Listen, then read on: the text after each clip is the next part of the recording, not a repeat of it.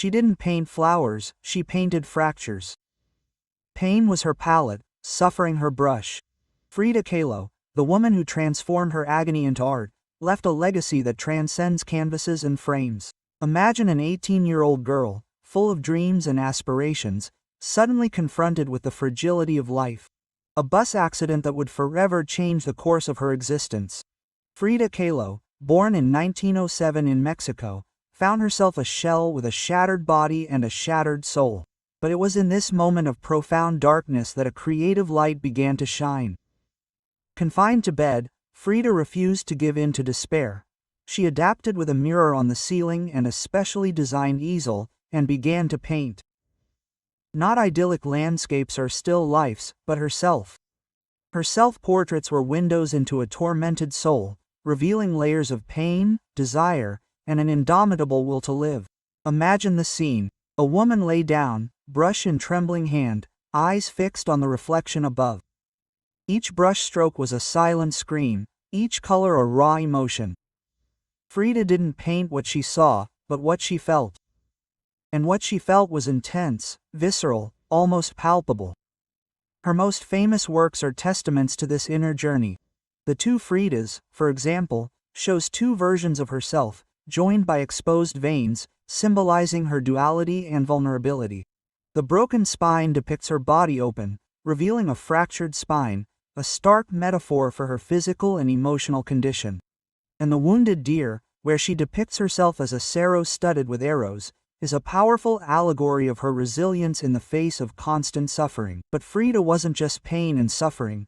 She was passion, she was fire, she was pulsating life. Her tumultuous loves, especially with the muralist Diego Rivera, fueled her art as much as her surgeries. She loved intensely, suffered deeply, and painted fiercely. Imagine Frida in her studio, surrounded by vibrant colors and Mexican symbols. Her traditional dresses, her striking eyebrows, the flowers in her hair.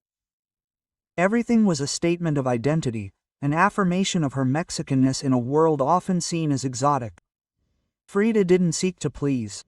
Her art was raw, honest, and sometimes disturbing. She literally exposed her insides on her canvases.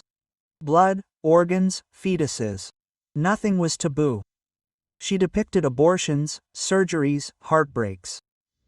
Each painting was a piece of her soul exposed to the world, and the world eventually noticed. Today, Frida Kahlo is an icon. Her image adorns t-shirts, bags, and even socks. But reducing Frida to a simple pop symbol is to ignore her complexity. She was a revolutionary, a feminist before her time, a voice for the marginalized. Think of Frida as a warrior. Her brush was her sword, her art her shield. She fought against physical pain, against social conventions, against a world that tried to silence her. And from each battle, she emerged stronger, more vibrant, more Frida. Her disappointments were many. The body that constantly attracted, the loves that came and went, the inability to have children, but each disappointment fueled her art. She transformed tears into paint, scars into masterpieces. Frida was a walking contradiction, fragile and strong, traditional and rebellious, a lover of life and intimate with death. She embraced these contradictions, making them her trademark. In a world that seeks clear definitions, Frida was gloriously indefinable. Her life was short, only 47 years, but intense.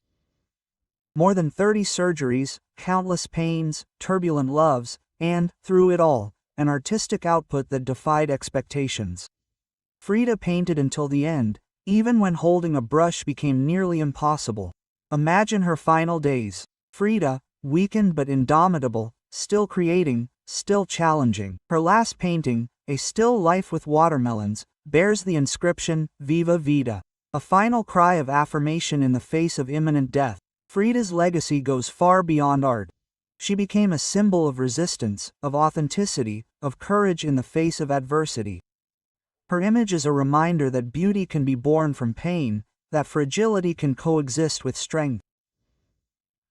Frida teaches us that our wounds, our scars, our pain are not something to be hidden, but celebrated. She shows us that art can be a form of healing, of self-knowledge, of personal revolution. So, the next time you feel broken, remember Frida. Remember the woman who transformed fractures into masterpieces, who made pain her signature. Remember that you too can transform your suffering into something beautiful, something meaningful. Frida Kahlo didn't paint what she saw, she painted what hurt, and in the process, she not only created art, she recreated herself. She showed us that we can be the artists of our own lives, painting with the colors of our experiences, even the most painful ones. She wasn't just a painting, she was a force of nature, a cry of resistance, a hymn to life in all its complexities. Frida Kahlo, the woman who bled on canvas and lived in color, left us more than just paintings. She left us a lesson, that life, with all its pain and beauty, deserves to be lived intensely, painted courageously, and loved fiercely. And so, Frida lives on in every brushstroke, in every woman who refuses to be silenced, in every soul who transforms their pain into art. She didn't paint flowers, she painted revolutions.